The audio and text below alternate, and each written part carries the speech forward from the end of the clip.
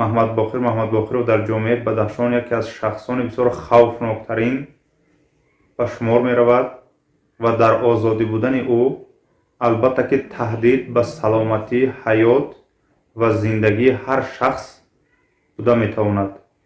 ман бовари комил дорам ки бо истифода аз қонунҳои амалкунанда, бо истифода аз маҳорати баланди касбӣ, мақомоти ҳифзи ҳуқуқ дар вилояти мухтари кӯҳистони Бадахшон албатта ин ҷинояткорро дастгир менамоянд ва ҳар як амали ғайриқонунии содирнамудаи ин шахс беҷазо нахоҳад монд.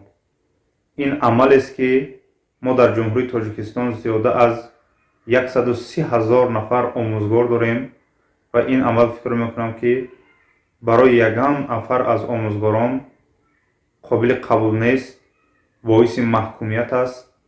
аз ин рӯ таҳқир кардани сардори раёсати маъруфи вилояти мухтари кӯҳистони Бадахшон ин таҳқир болои сари тамоми кормандони соҳаи маърифи ҷумҳурии Тоҷикистон мебошад.